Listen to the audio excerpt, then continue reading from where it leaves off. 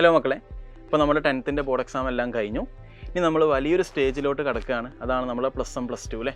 അപ്പം നമുക്കറിയാം ഇനി വരുന്ന എല്ലാ കോമ്പറ്റേറ്റീവ് എക്സാമും, നീറ്റ് ആയിക്കോട്ടെ, JEE ആയിക്കോട്ടെ, CUET ആയിക്കോട്ടെ, അങ്ങനെ ഇഷ്ടംപോലെ എക്സാമുകൾ നിങ്ങളെ മുന്നിൽ വരുന്നുണ്ട്. അതിൻ്റെ എല്ലാത്തിൻ്റെയും സിലബസ് എന്താ? +1 +2 +1 +2 എന്നായിരിക്കും എന്ത് ചെയ്യുക, ചോദ്യങ്ങൾ എന്ത് ചെയ്യുക, ചോദിക്കാം. അപ്പോൾ 10th കഴിഞ്ഞ കുട്ടികൾക്കൊരു മെയിൻ കൺസേൺ ആണ്, അതായത് നമ്മളിനി CBSE ചൂസ് ചെയ്യണോ അല്ലെങ്കിൽ സ്റ്റേറ്റ് ചൂസ് ചെയ്യണോ? CBSE പഠിച്ചാലാണോ നമുക്ക് കൂടുതലായിട്ട് ഈ കോമ്പറ്റേറ്റീവ് എക്സാം ക്രാക്ക് ചെയ്യാൻ പറ്റുക? ആക്ച്വലി അങ്ങനെയല്ല. അതായത് CBSEക്കാർക്കും സ്റ്റേറ്റുകാരും പഠിക്കുന്ന സിലബസ് ആക്ച്വലി എന്താ സെയിമാണ്. +1 +2 സിലബസ് NCERT ബേസ്ഡ് ആയിട്ടാണ് സ്റ്റേറ്റുകാർക്കും അതേപോലെ CBSEക്കാർക്കും എന്ത് ചെയ്യുക, പഠിക്കാനുണ്ടാവുക. അപ്പോൾ സിലബസ് സെയിം ആണെങ്കിൽ രണ്ടുപേർക്കും എന്ത് ചെയ്യാം, ഈക്വൽ ചാൻസ് ഉണ്ട് അല്ലേ, നീറ്റും അതേപോലെ JEE ക്രാക്ക് ചെയ്യാൻ. പിന്നെ ഒരു കാര്യം എന്താണെന്ന് വെച്ചാൽ, ഡിഫറൻസ് എന്താണെന്ന് വെച്ചാൽ, സ്റ്റേറ്റും CBSE തമ്മിലൊരു മേജർ ഡിഫറൻസ് എക്സാമിൻ്റെ പാറ്റേണാണ്. പൊതുവെ സ്റ്റേറ്റുകാർക്കുള്ള എക്സാം പൊതുവെ ഡിസ്ക്രിപ്റ്റീവ് ടൈപ്പ് ആയിരിക്കും. അതേപോലെ CBSEക്കാർക്കും ഡിസ്ക്രിപ്റ്റീവ് ഉണ്ട്, പക്ഷേ സ്റ്റേറ്റുകാരുടെ എക്സാം കുറച്ചും കൂടി എളുപ്പമുള്ള ക്വസ്റ്റ്യൻസ് ആയിരിക്കും.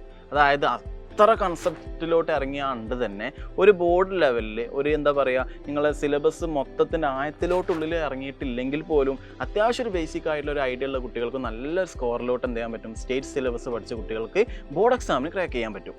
പക്ഷേ CBSE ആണെങ്കിൽ CBSE കുറച്ചും കൂടിയും അതിൻ്റെ ക്വസ്റ്റ്യൻസിൻ്റെ ലെവൽ ആക്ച്വലി നീറ്റിനും JEEക്കൊക്കെ ചോദിക്കുന്ന ലെവൽ ബേസ്ഡ് ആയിട്ടുള്ള ചോദ്യങ്ങളാണ് പൊതുവെ CBSEക്കാർക്ക് ചോദിക്കുക.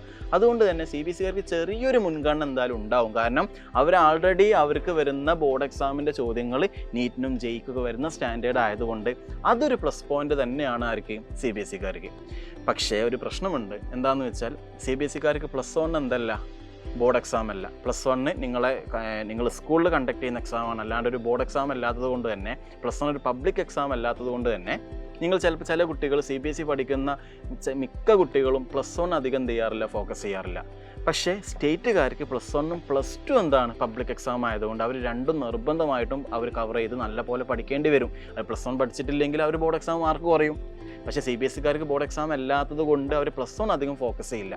+1 ഫോക്കസ് ചെയ്തിട്ടുള്ള പ്രശ്നം എന്താ, ഈ നമ്മൾ വരുന്ന ഞാൻ പറഞ്ഞല്ലോ നീറ്റും JEE എന്നുള്ള കോമ്പറ്റേറ്റീവ് എക്സാമിനൊക്കെ +1 എന്നും ചോദിക്കും, +2 എന്നും ചോദിക്കും. അപ്പം CBSEക്കാർക്ക് അങ്ങനത്തെ ഒരു ചെറിയൊരു പ്രശ്നങ്ങളുണ്ട്. +1 ബോർഡ് അല്ലാത്തത് കൊണ്ട് അത് നിങ്ങൾ ഫോക്കസ് ചെയ്തിട്ടില്ലെങ്കിൽ +2 മാത്രം പഠിച്ച് നമുക്ക് ഒരു കോമ്പറ്റേറ്റീവ് എക്സാം എന്ത് ചെയ്യാൻ പറ്റില്ല, ക്രാക്ക് ചെയ്യാൻ പറ്റില്ല. അപ്പോൾ രണ്ടിനും അതിൻ്റേതായ എന്തുണ്ട്, മെറിറ്റ്സും ഡിമെറിറ്റ്സും ഉണ്ട്. അതുകൊണ്ട് നിങ്ങൾ CBSE പഠിച്ചത് കൊണ്ട് മാത്രം നീറ്റ് ക്രാക്ക് ചെയ്യാം, അല്ലെങ്കിൽ സ്റ്റേറ്റ് പഠിച്ചത് കൊണ്ട് മാത്രം നീറ്റ് ക്രാക്ക് ചെയ്യാം, അങ്ങനെയൊന്നുമില്ല. നീറ്റും JEEയും ക്രാക്ക് ചെയ്യണമെന്നുണ്ടെങ്കിൽ ആകെ ഒറ്റ ഷോർട്ട് കട്ടേ ഉള്ളൂ. +1 +2 NCERT ബേസ്ഡ് ആയിട്ടുള്ള സിലബസ് കംപ്ലീറ്റ് ആയിട്ട് കൺസെപ്റ്റും കാര്യങ്ങളെല്ലാം കവറേജ് ചെയ്ത കുട്ടികളാണെങ്കിൽ കൂളായിട്ട് തന്നെ ഒരു റിപ്പീറ്റ് എന്നുള്ള ഓപ്ഷൻ ഇല്ലാണ്ട് തന്നെ +1 +2ൻ്റെ കൂടെ എന്ത് ചെയ്യാൻ പറ്റും, ക്രാക്ക് ചെയ്യാൻ പറ്റും, നീറ്റും അതേപോലെ JEEയും. അപ്പോൾ നിങ്ങൾ CBSE ആണ് അല്ലെങ്കിൽ സ്റ്റേറ്റ് ആണെന്ന് വിചാരിച്ച് ടെൻഷൻ അടിച്ചിരിക്കൊന്നും വേണ്ട. പ്രോപ്പറായിട്ട് എന്ത് ചെയ്യുക, പഠിക്കുക, പ്രോപ്പറായിട്ട് സിലബസ് എന്ത് ചെയ്യുക, കവർ ചെയ്യുക. അങ്ങനെയാണെങ്കിൽ തന്നെ നമ്മൾ വിചാരിക്കുന്ന കോളേജിൽ, ഇന്ത്യയിലുള്ള ഏറ്റവും പ്രീമിയം ഇൻസ്റ്റിറ്റ്യൂഷൻസിൽ തന്നെ നമുക്ക് എന്ത് ചെയ്യാൻ പറ്റും, അഡ്മിഷൻ എടുക്കാൻ പറ്റും. അപ്പോൾ ഞാൻ പറഞ്ഞത് എന്താ, നമുക്ക് ഈ +1 +2ൻ്റെ കൂടെ തന്നെ എൻട്രൻസ് ക്രാക്ക് ചെയ്യണമെന്നുണ്ടെങ്കിൽ ഒരു കറക്റ്റ് സിസ്റ്റമാറ്റിക് പ്ലാനിലൂടെ നമ്മൾ എന്ത് ചെയ്യണം, പഠിക്കണം അല്ലേ. അതിൻ്റെ സിലബസ് കവർ ചെയ്യണം, അതിൻ്റെ കൺസെപ്ച്വൽ ക്ലാരിറ്റി ക്ലിയർ ആക്കണം, അതിൻ്റെ ഇക്വേഷൻസും കാര്യങ്ങളും പഠിക്കണം. അത് മാത്രം പോരാ, പഠിച്ചാൽ മാത്രം പോരാ, എക്സാം പ്രോപ്പറായിട്ട് എഴുതണം അല്ലേ. നീറ്റിൻ്റെ മോഡൽ എക്സാം അല്ലെങ്കിൽ JEEൻ്റെ മോഡൽ എക്സാം എഴുതുന്നവർക്ക് നമുക്ക് എന്ത് ചെയ്യാൻ പറ്റുള്ളൂ, എക്സാം ക്രാക്ക് ചെയ്യാൻ പറ്റുള്ളൂ. ബോർഡ് എക്സാം ലെവലിൽ മാത്രം പഠിച്ച കുട്ടികൾക്ക് ഒന്ന് ഹയർ ലെവൽ ചോദിച്ചാൽ ചിലപ്പോൾ നിങ്ങൾക്ക് എന്ത് ചെയ്യാൻ പറ്റില്ല. അപ്പോൾ ഈ ഒരു സിസ്റ്റമാറ്റിക് പ്ലാനിലൂടെ എക്സാമും അതേപോലെ തിയറിയും ക്ലാസ്സും കാര്യങ്ങളെല്ലാം ഫോളോ ചെയ്ത കുട്ടികൾക്ക് നല്ല പോലെ നിങ്ങൾ വിചാരിക്കുന്ന സ്കോറിലോട്ട് എന്ത് ചെയ്യാൻ പറ്റും, എത്താൻ പറ്റും.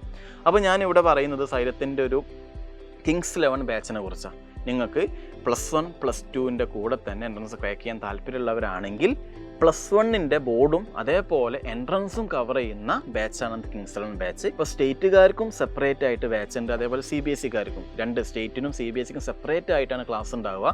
കാരണം CBSEൻ്റെ ബോർഡ് എക്സാമും സ്റ്റേറ്റിൻ്റെ ബോർഡ് എക്സാമും തമ്മിൽ നല്ല ഡിഫറൻസ് ഉണ്ടായതുകൊണ്ട് ബോർഡ് എക്സാമും അതേപോലെ കോമ്പറ്റേറ്റീവ് എക്സാമും ക്രാക്ക് ചെയ്യണമല്ലോ. നമുക്ക് നമുക്ക് 2 എക്സാമിലും എന്ത് ചെയ്യണം, ഫോക്കസ് ചെയ്യണം. അതുകൊണ്ട് സ്റ്റേറ്റിന് വേറെ ക്ലാസ്സും CBSEക്ക് വേറെ ക്ലാസ്സും സെപ്പറേറ്റ് ആയിട്ട് എന്ത് ചെയ്യുന്നുണ്ട്, നമ്മൾ പ്രൊവൈഡ് ചെയ്യുന്നുണ്ട്. അപ്പോൾ ഈ ബാച്ചിലോട്ടുള്ള അഡ്മിഷൻ ആൾറെഡി നമ്മൾ തുടങ്ങിയിട്ടുണ്ട്.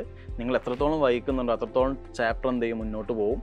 അപ്പം ഈ +1 +2ൻ്റെ കൂടെ തന്നെ നീറ്റും JEEയും ക്രാക്ക് ചെയ്യാൻ താല്പര്യമുള്ളവരാണെങ്കിൽ എത്രയും പെട്ടെന്ന് എന്ത് ചെയ്യുക, നിങ്ങൾ എന്ത് ചെയ്യുക, അഡ്മിഷൻ എടുക്കുക. അപ്പോൾ സൈലത്തിൻ്റെ എഡ്യൂഫെസ്റ്റ് ഓഫർ പ്രകാരമായിട്ട് നിങ്ങൾക്ക് എല്ലാവർക്കും April 5 വരെ അഡ്മിഷൻ എടുക്കുന്ന കുട്ടികൾക്ക് എല്ലാവർക്കും ഈ ഒരു ബാച്ച് പർച്ചേസ് ചെയ്യാൻ 10% ഓഫർ എന്ത് ചെയ്യുന്നുണ്ട്, കൊടുക്കുന്നുണ്ട്. സൈലത്തിൻ്റെ XNG10 എന്നുള്ള കൂപ്പൺ കോഡ് വെച്ചിട്ട് നിങ്ങൾക്ക് എന്ത് ചെയ്യാം, ഈ ഓഫർ എന്ത് ചെയ്യാൻ ലഭ്യമാക്കാം. ഒട്ടും വൈകിക്കേണ്ട. നമുക്ക് ക്ലാസ്സിൽ വെച്ചിട്ട് എന്ത് ചെയ്യാൻ കാണാം. അതുവരെ ബൈ.